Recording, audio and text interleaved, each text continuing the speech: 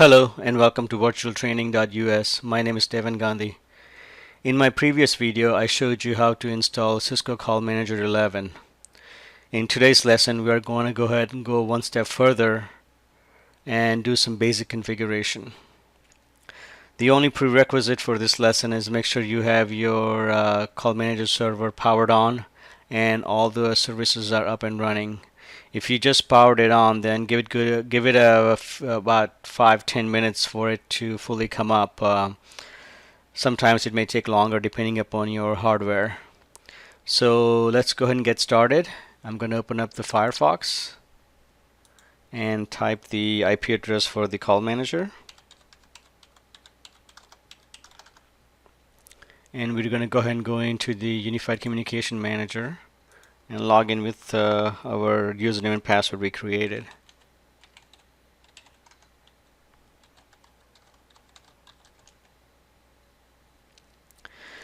So once you're logged into the call manager, let's go ahead and go through some basic menu settings.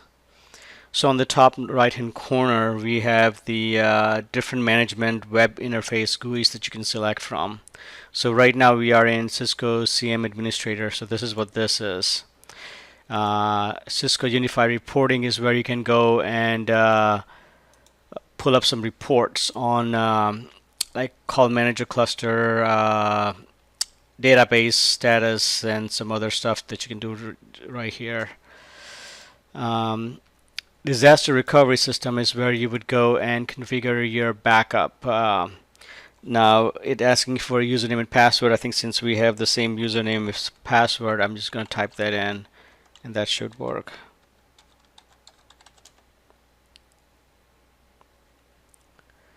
So this is where you would go and configure your backups to take place on daily basis on a scheduled time. And in case you have to restore something, this is where you would restore it from as well.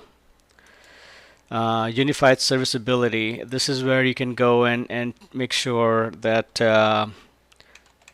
all the services are up and running, active. You can activate the service directly through here. Again, since we have the same username and password, I'm just gonna use that.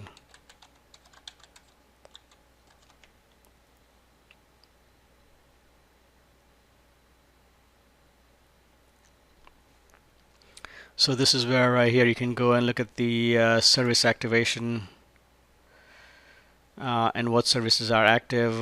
You can also do some CDR management, dial number analyzer.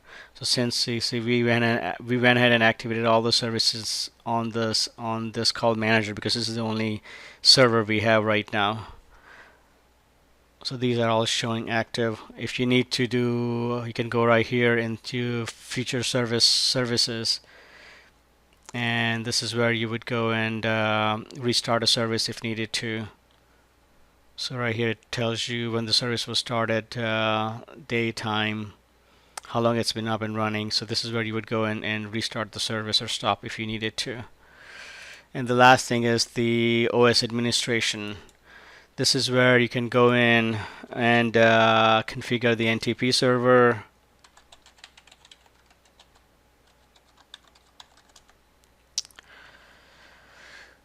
You can ping nodes directly from here and do other stuff through the OS administration, do software upgrades, TFTP management files,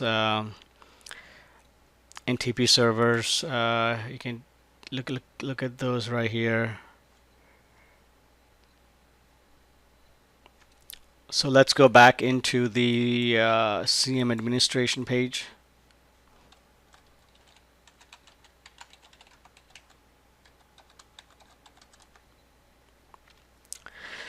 And what we're gonna do basically, we're gonna go through this first system menu and make some configuration changes basically.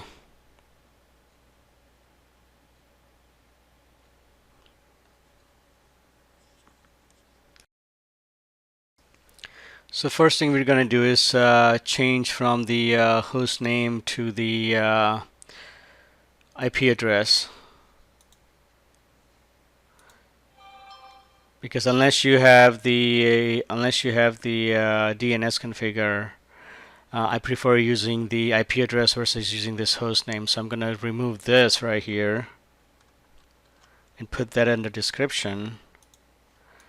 Right here, I'm going to put 172.18.10.10 and description right here. And this is a publisher.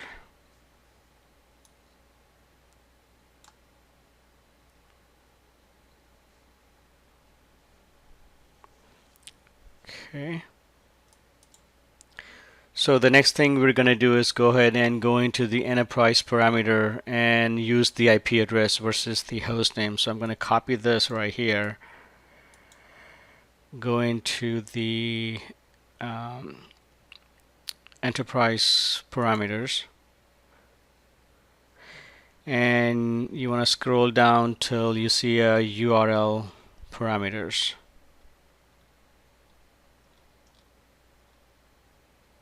Right here. Okay, so in here, what we want to do is just take this off and just go ahead and use the IP address.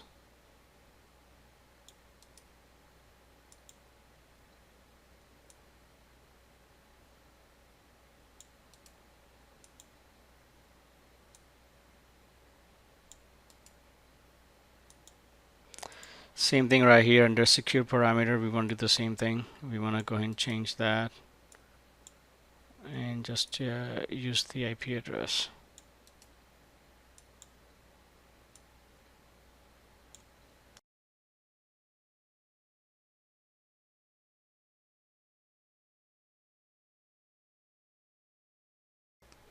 Let's go ahead and save.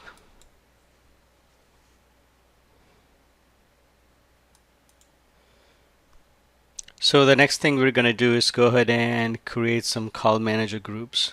Even though we only have one server, it's good practice to go ahead and create the groups. So in case down the road when you add other subscriber, you can go ahead and add them into the groups and rearrange them as necessary. So let's go ahead and do that. So let's go into the system CM groups. Fine. So this is a default right now.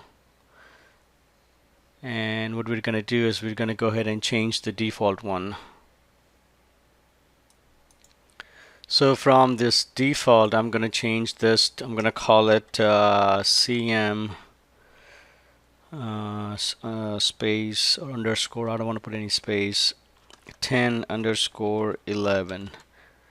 So basically, this is the IP address. So right here, 10. So down the road, when we add another one, which is 11 or 12 or whatever, so we can name it accordingly. So I'm just going to do this for now. I'm just going to call it CM1011 and save that. Are you sure? Just hit OK. So if you had, again, more than one call manager server publisher, then bunch of subscriber, then they would all show up right here, basically, and you can add them from here in any order that you want, basically. So if you want the 11 bar one to be the first one, then you would have the first one in the list over there, right there. So in this case, we only have one server, so this is it for us here. Next thing we want to do is go ahead and create some date and time groups. So let's go into the date and time.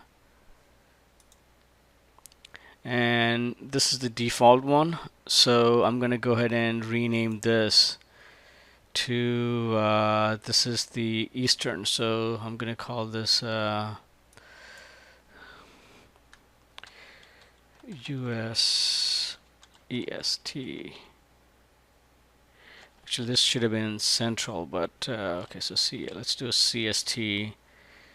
I don't and right here we wanna put this as a Chicago time.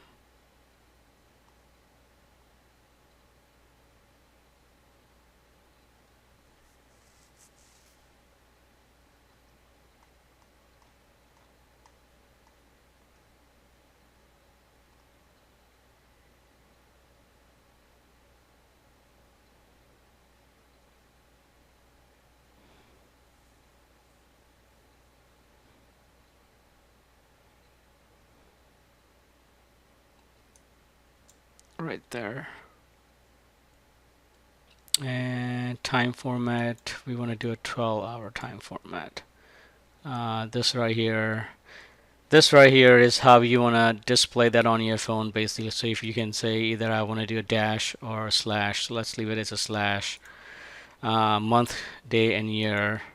So let's leave it that way, 12-hour. And go ahead and we don't have the NTP reference created yet, so let's save this.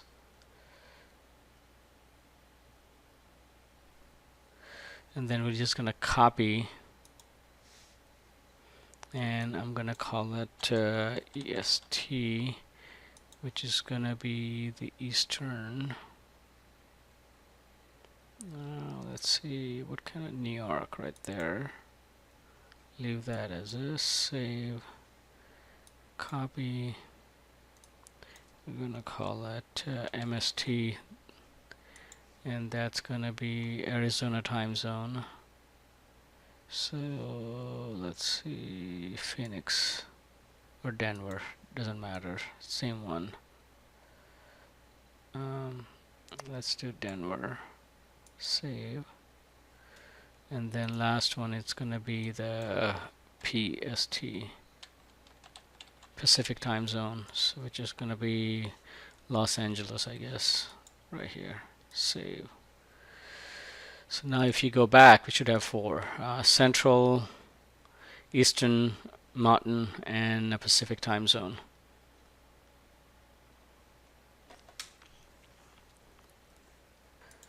Okay, so for the SIP phone to get its time reference, we need to create an NTP reference and point it to our NTP server. So we can go in here and do phone NTP reference. See if there is one. Nope. Okay, let's go and add one. IP address. So this is the IP address of our NTP server. So in our case, we can do 10 10 10 254. I think we've created that as one of the reference, and then right here we'll leave it as a direct broadcast. Save. And then we want to add one more, which is the 10 10 10 215. Save. So those are the 2 NTP reference, and we need to put that into our date and time group, basically. So let's go in here, and we'll just put both in there. Then we'll go back into the second one, and we'll add those 2 in there as well. Go to the third one and add that.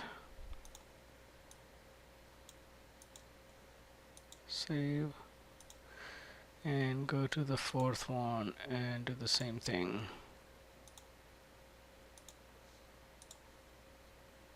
Okay. So the date and time reference is created. So these are the basic configuration initially that you want to do. Then you may want to do your LDAP and other ones, which I'll show you in the next video.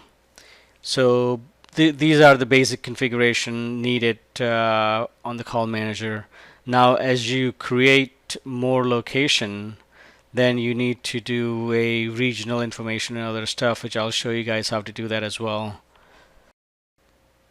So on my next video, we will go ahead and configure 2 locations. Let's say first one is your headquarters, where you have your call manager cluster right here, and then you have the branch office. So you could have just one publisher with one Unity publisher cluster, or you could have the multiple.